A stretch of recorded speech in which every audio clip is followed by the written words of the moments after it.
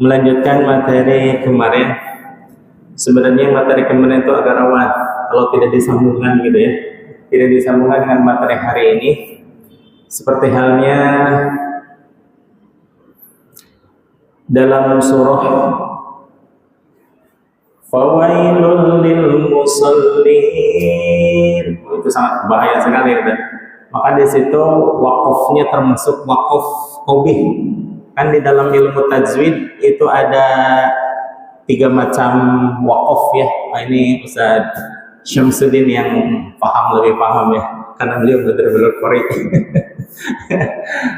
Kalau saya sempat mondok di pesantren Qori internasional, namun terus ketika di situ bondo belajar kepada Kiai Haji Balsori Alwi yang merupakan jurinya internasional. Bahkan saya ketika di Al-Falah di pesantren Qori tersebut, saya sempat setahun teman saya Qori nasional, karena saking pengennya saya mempelajari Al-Quran gitu ya. Tapi apalah daya, suara tidak memungkinkan.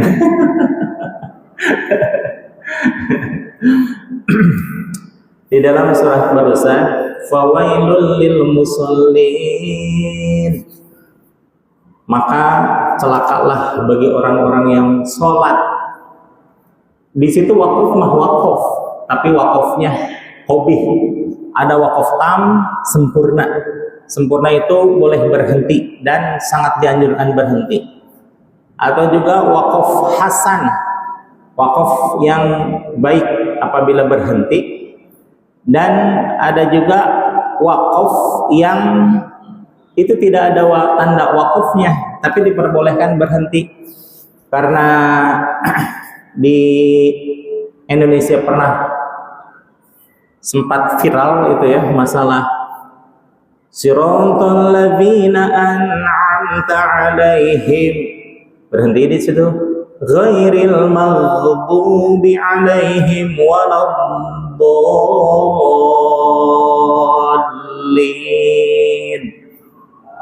Amin, ya betul. Kan itu doa ya. Nah, di situ ada silang pendapat lah ya. Sebagian tidak boleh berhenti di situ karena memang tidak ada wakaf. Kalau berhenti di situ harus diulang katanya. Namun di dalam Fathul Mu'in justru di situ boleh berhenti, dan kalaupun toh berhenti dilanjutkan saja, tidak usah diulangi lagi gitu, karena itu merupakan satu kalimat yang tidak ada tanda wakaf, tanda untuk berhenti, tapi memungkinkan untuk kalau tanda baca mah koma gitu ya, koma, maka di situ digolongkan sebagai wakaf hasan, wakaf yang boleh dikata di situ adalah wakaf yang bagus, walaupun tidak ada tanda wakaf, tapi tidak usah mengulangi karena memang di situ tidak ada tanda wakaf gitu ya. Dalam untuk meyakinkan saya gitu ya, ketika mohon maaf, ketika saya sholat subuh di Mesir, saya perhatikan imamnya gitu ya, sampai kata Sunda mah ngedengok-dengok gitu ya, memperhatikan dengan sangat gitu ya. Ternyata imamnya berhenti di situ. Ihdinas siratal mustaqim, siratal ladzina an'amta alaihim, berhenti di situ. Ghairil maghdubi alaihim waladdallin. Mestinya mesin as-sahabah. Ternyata teman saya sanawiyah ada di situ gitu. Ada di situ. Saya mengerti waktu beberapa hari kemudian beliau pun jemaah subuh di situ. Nah, kemudian ketika di Mekah maupun di Madinah sama wakaf di situ dan tidak dilanjutkan atau tidak langsung satu ayat gitu. Oh, alhamdulillah, berarti insyaallah alhamdulillah apa yang saya baca tidak menyalahi aturan para ulama, bahwa di situ boleh berhenti Namun kalaupun toh nafasnya memungkinkan, silakan saja dilanjutkan, itu lebih baik, gitu ya. Maka derajat wakaf di situ hanya sampai hasan, tidak tam, tidak sempurna, tapi masuk ke golongan hasan, baik, gitu ya, untuk berhenti di situ. Nah, adapun fawailul lil musallin, walaupun itu tak ada tanda wakaf akhir ayat, tapi di situ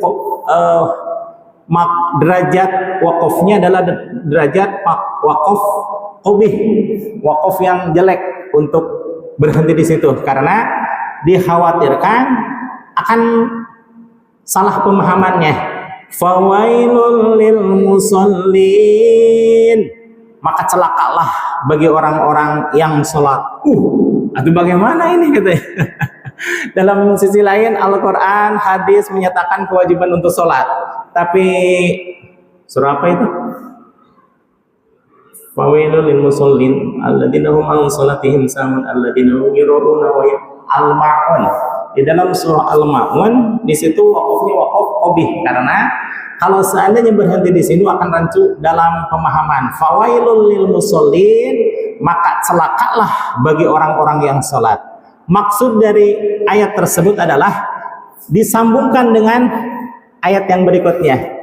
Alladzina hum an sholatihim sahun. Yang celaka sholat di situ itu, sholat mah sholat, cuma melalaikan. Melalaikan dari apanya? Melalaikan dari waktunya, melalaikan dari pelaksanaannya, juga melalaikan dari rukun syarat sahnya sholat. Sahnya sholat itu harus suci, badan, pakaian, dan tempat itu dari najis. Dan badan kita sudah otomatis harus suci dari hadas. Luar biasa Islam ya, memelihara tentang kesucian hati.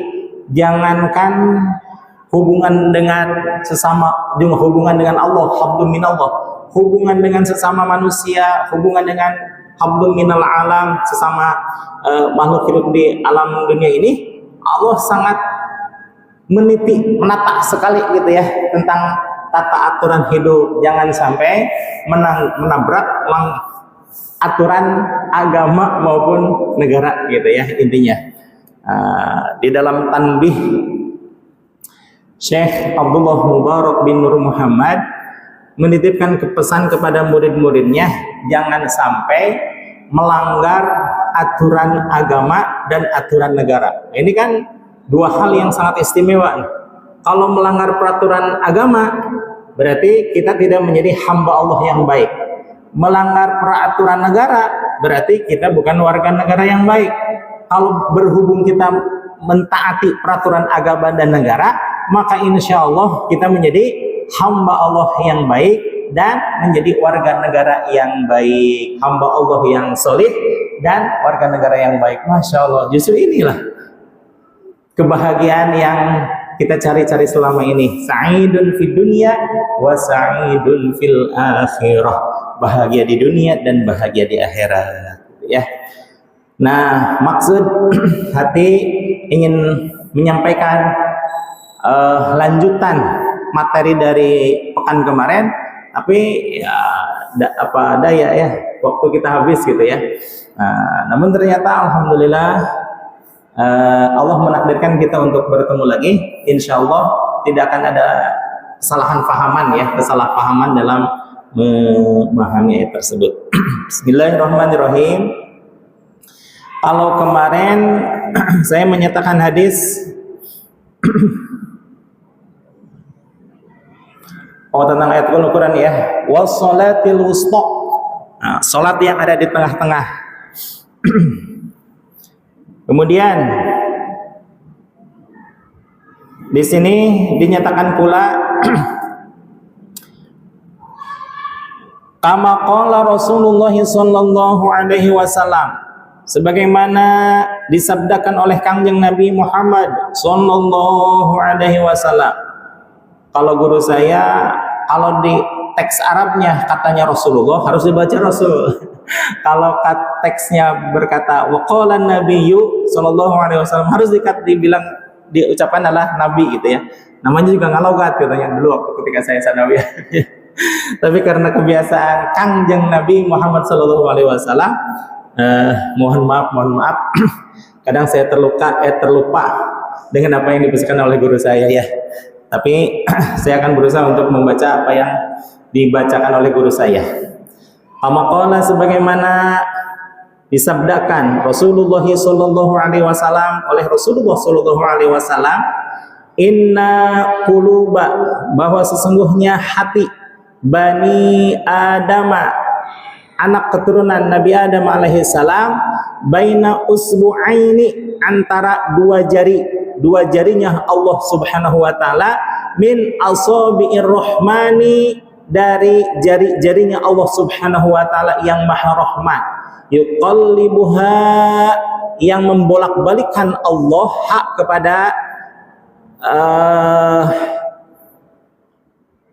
kepada Bani Adam, kaifa yasha, sebagaimana kehendak Allah Subhanahu wa taala. Ini harus ditakwil ya, usbu'ain bukan maksudnya dua jari seperti jarinya manusia, bukan, karena memang terkait dengan dalam ilmu tauhid, yakni mukhalafatu lil hawadits. Allah itu berbeda dengan makhluknya. Kalau kita selaku makhluk pasti yang dicipta, Allah khaliqun, yang menciptakan.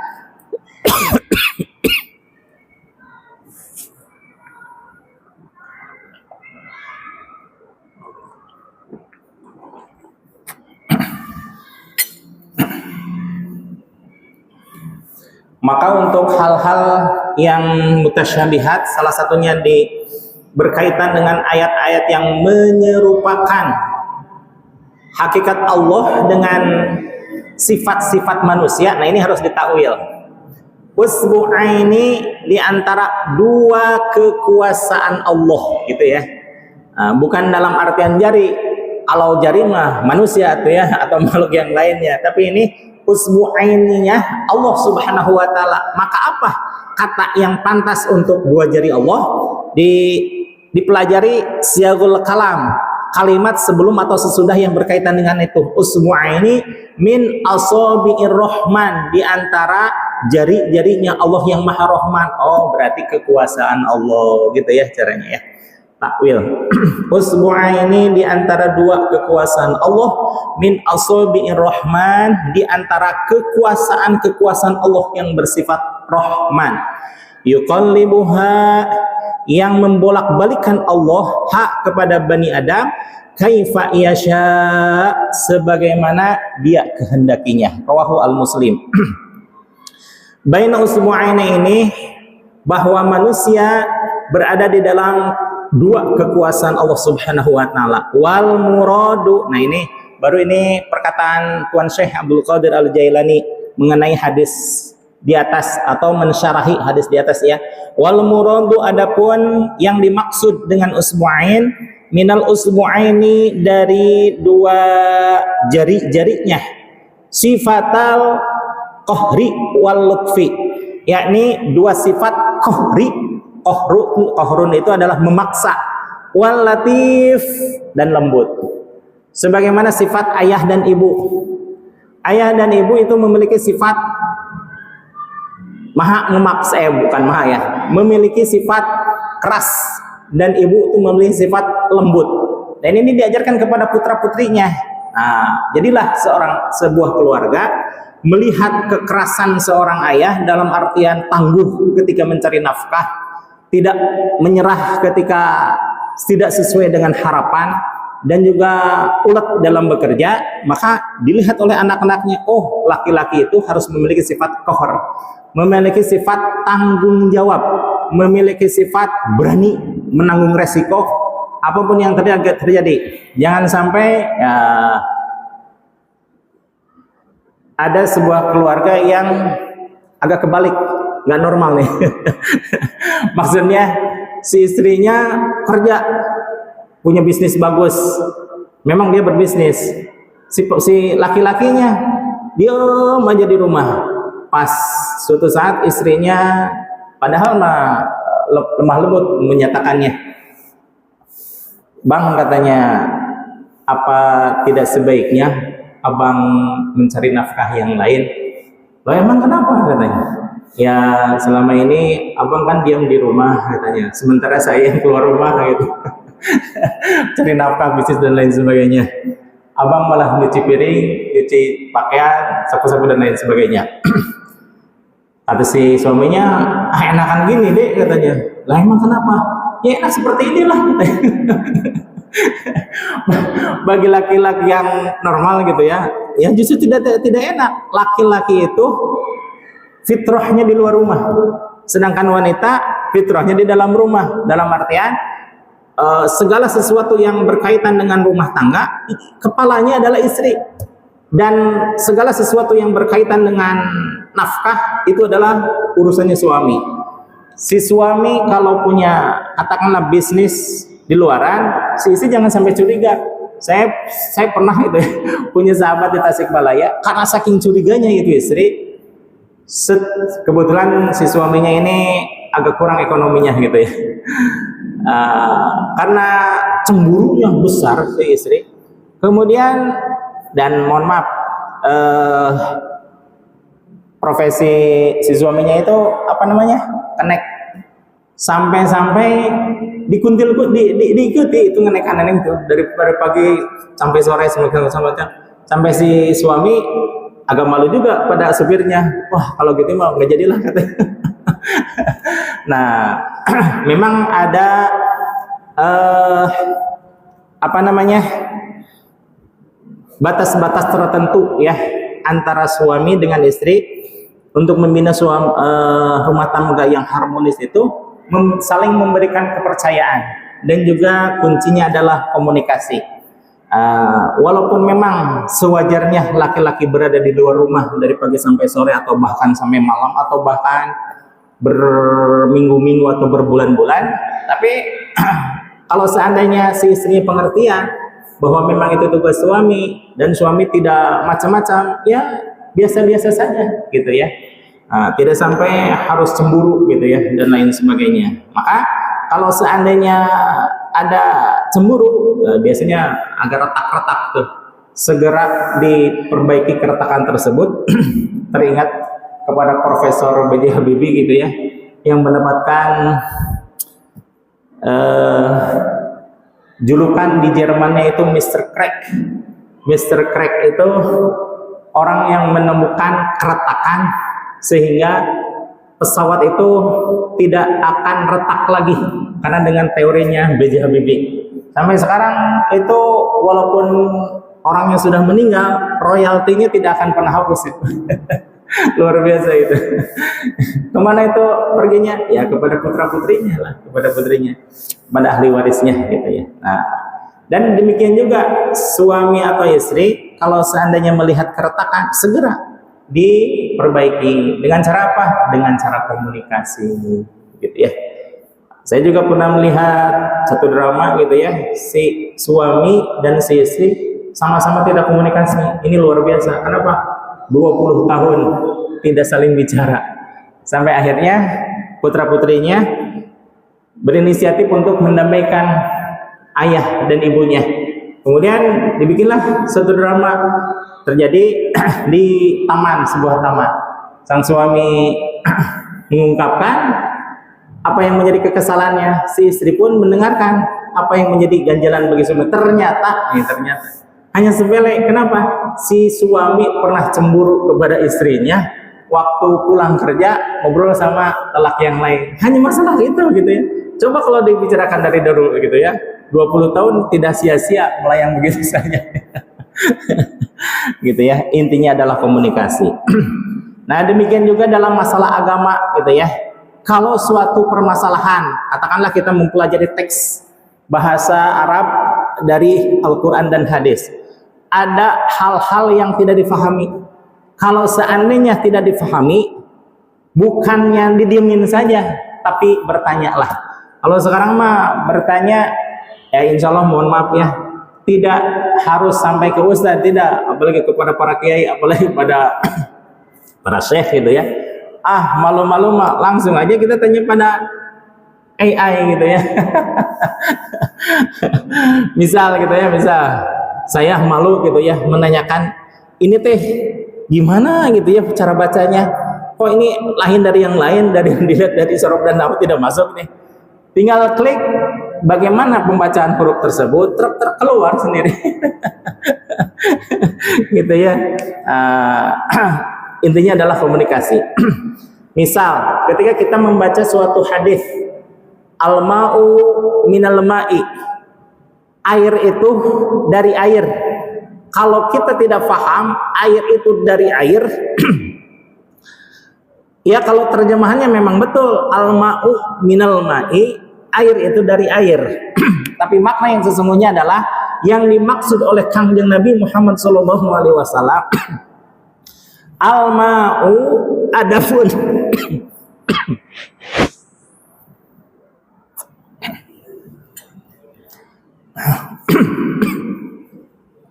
al-ma'u adapun meratakan air, minal ma'i disebabkan karena keluarnya air mani. Masya Allah gitu ya. Jadi di sini jauh sekali antara terjemah dan maknawi atau terjemah dengan tafsiran. Boleh dibilang meratakan air karena sebab air mani itu adalah penafsiran. Kalau diterjemah mah al-ma'u minal ma'i, air dari air. Sampai kapanpun bingung gitu. Tapi demikianlah gitu ya. Kalau kita mempelajari teks Arab, Quran dan hadis khususnya, itu di samping banyak berkomunikasi dengan yang lebih paham dari kita, kita jangan pernah segan untuk bertanya kepada orang yang paham gitu ya. Fahadhil ayah, adapun ayat ini, maksudnya ayat yang di atas gitu ya. Wal haditsi dan hadis yang di atas, yu'lamu diketahui, annal asla bahwa sesungguhnya asal salatul qalbi, yakni salat qalbu. Nah, ini yang kemarin saya khawatirkan itu, salat qalbu itu sebagaimana sering diungkapkan salatnya orang-orang yang di dalam keyakinan sebagian orang Jawa maupun sebagian orang Sunda sama itu ya. Kalau Jawa Kejawen, kalau Sunda Islam Kuring gitu ya. Terutama di Kuningan gitu ya, di Cigugur khususnya. Itu ada Islam Kuring, di Garut juga ada, kemudian di Banten apalagi banyak gitu ya. Di daerah Baduy Selatan. Nah, tapi tidak semuanya. Bahkan di daerah Baduy itu disebutnya agama Kuring. Agama Kuring itu percayanya kepada Sang Hyang Widi, yang dimaksud mungkin Allah Subhanahu wa taala. Tapi ketika ditanya tentang ibadah-ibadah yang dasar, tentang rukun iman, rukun Islam, rukun ihsan, apalagi tidak mengetahui itu. Padahal pangkal pokok dari hadis tersebut, ketika Malak Jibril alaihi salam mendatangi Rasulullah sallallahu alaihi wasallam beserta para sahabatnya, Rasul di dalam akhir hadis tersebut bertanya kepada Sayyidina Umar, "Ya Umar, atadri manis sa'il?" Wahai Umar, tahukah kamu siapa itu yang bertanya tentang rukun iman, rukun Islam dan rukun ihsan? Karena memang Sayyidina Umar tidak mengetahui, maka Sayyidina Umar menjawab, "Wallahu wa rasuluhu a'lam." Hanya Allah dan Rasulnya yang mengetahui hal tersebut, wahai Kangjeng Nabi. Maka Rasulullah SAW melanjutkan penuturannya bahwa annahu Jibril, sesungguhnya yang datang barusan itu Jibril. Nah, ini yang perlu kita garis bawahi adalah kalimat ini nih. Atakum yu'allimakum dinukum. Dia hadir, dia datang kepadamu sekalian untuk mengajari engkau sekalian tentang agama. Apanya yang harus dipelajari dari agama ini? Ternyata intinya ada 3 rukun. Pertama, rukun Islam, rukun iman, rukun ihsan. Nah, gitu ya. Maka di samping rukun iman, rukun Islam, rukun ihsan, itu yang ke atasnya lagi ada yang disebut rukun agama. Rukun agama itu ada 3. Pertama rukunnya Islam, yang kedua rukunnya iman, dan yang ketiga rukunnya ihsan. Nah, bagi kita sekalian mah insya Allah itu hal-hal yang dasar lah ya, karena memang agama Islam itu dibangun daripada 3 komponen tersebut. Tapi ketika ditanyakan kepada, mohon maaf ya, di Banten Selatan khususnya Baduy, ternyata mereka tidak mengetahui hal tersebut. Setelah saya tanya, Bapak, ari Bapak teh punten Islam kum atau nabi kuma? Katanya, agama kuring mah agama kuring katanya. Islam agak kemudian berarti bukan muslim itu saya tanya. Mungkin pas daerah itu daerah yang belum mengenal Islam gitu ya. Apakah itu disebut dengan fatroh? Tidak. Fatroh itu kalau seandainya masa Nabi kurun waktunya terputus, seperti halnya Kangjeng Nabi Muhammad kepada Nabi Isa. Nabi Isa itu jaraknya 500 tahun menurut Imam As-Suyuti. Nah, bisa jadi umat yang antara 2 nabi tersebut tidak mendapatkan sirrun ilahiyah dan juga tidak mendapatkan dakwatun nubuwah, dakwah Nabi Muhammad SAW. Artinya dakwah tidak sampai. Adapun zaman sekarang di Baduy, di Garut, di Kuningan dan sekitarnya, saya menyebutkan daerah Jawa Barat saja ya, karena memang saya Jawa Barat gitu. Nah, untuk hal tersebut tidak bisa disebutkan fatroh, karena dakwah sudah berjalan dari dulu, sudah tersampaikan, mubalik sudah sampai, apalagi sekarang medsos sudah rame gitu ya, bukan hanya urusan politik saja, urusan agama sudah sampai gitu ya. Yang tidak mau itu tidak menerima, itu beda lagi. Beda lagi dengan Aristoteles. Aristoteles itu hidup sebelum zaman Masehi, berarti jauh sebelum Kangjeng Nabi Muhammad SAW lahir, bahkan jauh sebelum Nabi Isa lahir. Aristoteles. Tapi dengan kecerdasan akalnya, Aristoteles paham bahwa di balik dunia yang metafisik ini tersimpan suatu kekuatan yang maha metafisik. Cuma belum sampai. Siapa itu yang maha metafisik? Bagi kita makan gampang ya, Allah saja. Innallaha ala kulli syai'in qadir gitu. Tapi karena Aristoteles belum paham mengenai tersebut, maka itu boleh disebut fatroh. Dalam artian, lalu bagaimana nanti di alam akhirat? Itu mah urusan Allah gitu ya. Kita mah tidak bisa menghukumi sesuatu yang di luar jangkauan kita. Paling-paling kita hanya bisa menyebutkan itu di luar itu adalah fatroh, yang di luar jangkauan dakwatun nubuwah, dakwah Kangjeng Nabi Muhammad SAW.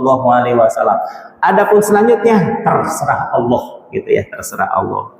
Atau bahkan bisa jadi sebelum Nabi sebelum Nabi Isa kepada Nabi Muhammad itu ada nabi-nabi yang lainnya yang hanya nabi tersebut tidak wajib untuk diketahui, karena nabi yang tidak wajib diketahui itu ada sangat banyak, 124.000 kangjeng nabi gitu ya. Sedangkan yang wajib diketahui hanya 25, dan yang 25 itu disaring lagi menjadi ulul azmi. Siapa itu? Kangjeng nabi yang mendapatkan predikat sangat tinggi nilai kesabarannya. Siapa itu? Nabi Muhammad, Nabi Ibrahim, Nabi Musa, Nabi Isa, dan Nabi Nuh alaihi salam. Dan di antara 5 kangjeng Nabi yang mendapatkan gelar ulul azmi, itu ada yang paling terbaik. Siapa itu? Sudah pasti ya, Kangjeng Nabi Muhammad sallallahu alaihi wasallam. Nah, gitu ya. Yang dimaksud dengan sholatul qalbi adalah sholat hati. Dalam artian ketika kita melaksanakan sholat, maka kalbu kita sesudah atau sebelum melaksanakan sholat secara syariat, kita sudah menghadap kepada Allah Subhanahu wa Ta'ala. Ya, Karena itu di sini dikatakan nih ada hadis Kangjeng Nabi sebelumnya ya.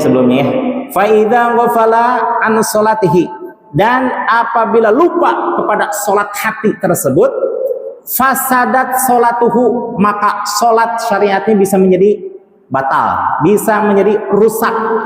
Wa salatul jawarihi, salat anggota tubuh itu bisa rusak gitu ya. Liqaulihi, karena ada sabda Rasulullah Shallallahu Alaihi Wasallam.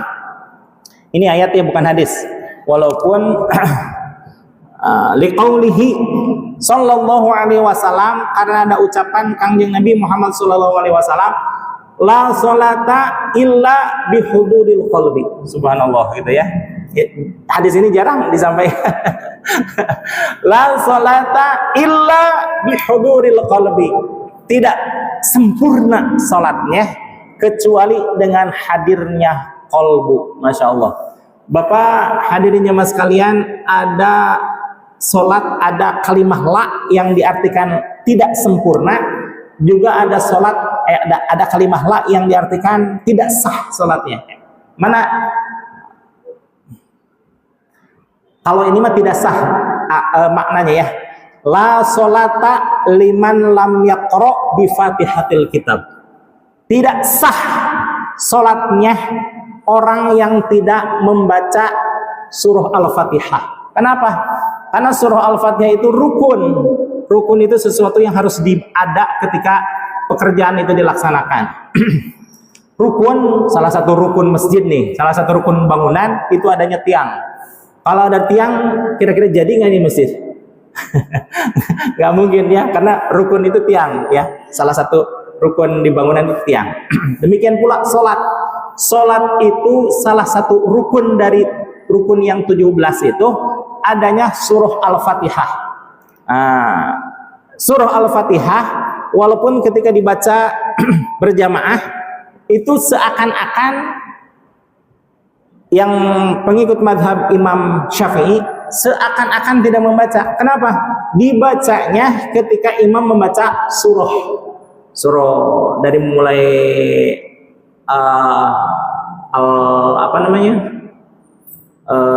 An-Nas sampai surah Al-Baqarah, bolehlah gitu ya. Itu baru selesai membaca misalkan An-Nas ya.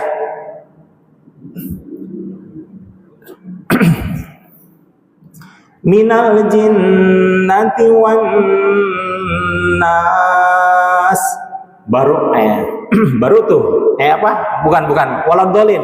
Ketika menyebutkan waladhdallin, amin.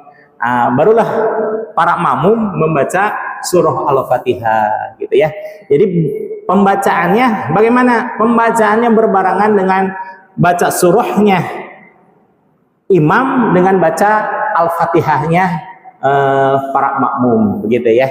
Bagaimana ketika imam sedang membaca Al-Fatihah? Hanya menyimak saja, gitu ya, hanya menyimak.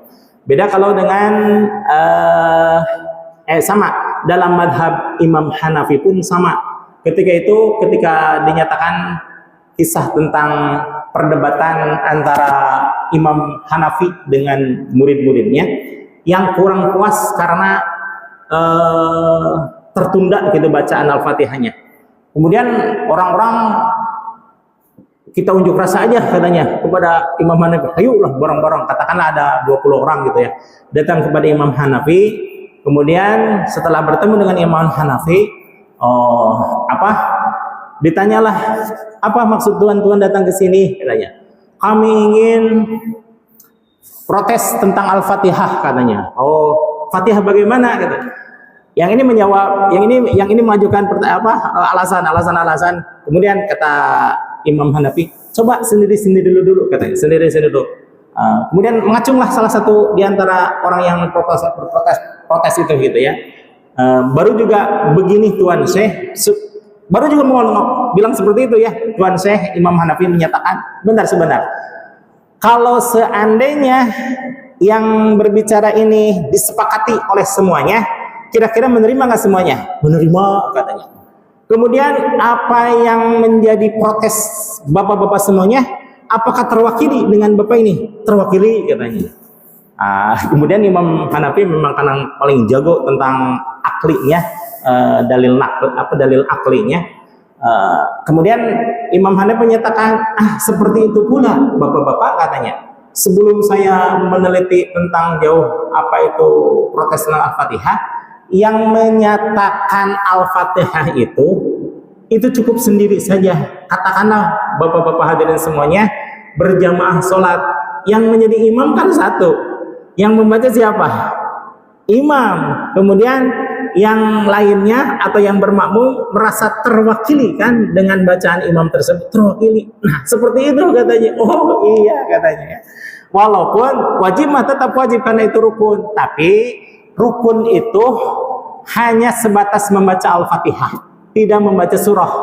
Ya, untuk makmum tidak membaca surah. Maka di situ adapun kewajiban membaca surah hanya untuk imam. Dalam artian kalau seandainya tidak nutut waktunya karena wawadolinnya bapak terbiasa tartil gitu ya, pembacaan sementara imam berusuhan bacaannya dan suratnya surat pendek, Al-Kautsar gitu yang 3 ayat. Baru juga selesai bapak masih keneh pembacaan surah Al-Fatihah, otomatis bapak dipercepatkan pembacaan Al-Fatihahnya. Nah selesai Fatihah tidak keburu waktu untuk membaca surah-surah yang lainnya, tidak menjadi masalah karena itu sudah ditanggung oleh imam. Dalam artian bukan ditanggung artinya semuanya ditanggung oleh imam, tidak, tapi dalam artian berjamaah itu seperti halnya kita mengerjakan kerja kelompok. Kalau kerja kelompok nilainya sama atau tidak dalam satu kelompok? Pasti sama ya. Misalkan dapat nilai 9,9. Apakah ada anggota yang tidak mendapatkan 9,9? Tidak, semuanya mendapatkan sama gitu ya. Saya alhamdulillah merasa beruntung sekali kalau seandainya ikut berjamaah dengan yang lain. Kenapa? Saya mengakui bahwa nilai Al-Fatihah saya baru 3,5 poin. Sementara kalau saya berjamaah kepada Ustadz Syamsu, saya berjamaah kepada Ustadz Marjoko, itu nilainya menjadi melonjak menjadi 9,9 poin. Nah, Allah ibarat kata nih ya, apakah Allah melihat pembacaan saya yang 35 atau melihat pembacaan Al-Fatihahnya Ustadz Syamsul atau Ustadz Marjoko? Melihat Ustadz Syamsul. Kenapa? Yang menjadi imam itu adalah Ustadz Syamsul dan itu adalah kerja kelompok gitu ya. Kalau dalam syair Sunda ada itu, eta ge mun leres Fatihah gitu ya. Itu dalam artian syair tersebut menyatakan keabsahan, keunggulan surah Al-Fatihah dan keunggulan sholat berjamaah. Dalam artian bahwa sholat berjamaah itu mengangkat derajat kita kepada nilai yang setinggi-tingginya. Dan kalaupun toh sholat sendirian itu bisa diterima oleh Allah Subhanahu Wa Taala, itu pun kalau surah Al-Fatihahnya benar. Maka dari itu, insya Allah kita ya tidak akan pernah sholat sendirian, minimal sholat berjamaah dengan istri kita, insya Allah. La sholata illa bihuduri qalbi. Oh, mohon maaf, tadi sedang menerangkan tentang hadis ya. La sholata bi Fatihatil Kitab. La sholata liman lam yaqra bi Fatihatil Kitab. Tidak sah sholatnya orang yang tidak membaca surah Al-Fatihah. Itu yang maknanya tidak sah ya. Yang kedua, la bimakna tidak sempurna. La sholata la sholata lijaril masjidi illa fil masjid. Masya Allah. Ini sangat berat maknanya, tapi mohon izin untuk disampaikan. La sholata lijaril masjidi illa fil masjid. Tidak sempurna sholatnya orang yang dekat radius dengan masjid kecuali di masjid. Kalau zaman Rasul bagaimana? Jangan coba-coba zaman Rasul. Zaman Rasul ya, ini zaman Rasul dulu nih. Assalamualaikum, assalamualaikum, lalu zikir. Rasul kan kalau zikir begini. Tidak pernah dikisahkan begini, tidak pernah. Rasul itu begini sampai kelihatan pipinya gitu ya. Tek, tek, tek. Tapi Rasul ketika sholat dalam hadis yang lain, Rasul begini. Apa yang di belakang terlihat semuanya, jelas sekali gitu ya. Nah, jadi dalam satu hadis, aku melaksanakan sholat menghadap kiblat, dan mengetahui siapa yang berada di belakangku, kata Rasulullah. Nah, ketika Rasul melihat seperti itu, lirik terus melihat. Itu melihat para sahabat. Dikatakan, siapa itu yang tidak melaksanakan berjamaah? Apa pengumuman selanjutnya di Rasul? Rasul menyuruh untuk mengumpulkan kayu bakar. Di zaman Rasul mengumpulkan kayu bakar. Zaman sekarang tidak bisa. Maka hanya dimaknai la sholata li jaril masjidi illa fil masjid. Tidak sempurna sholatnya orang yang dekat ke masjid kecuali melaksanakan di masjid. Insya Allah semuanya kita melaksanakan di masjid dalam keadaan berjamaah dan dalam keadaan tepat waktu.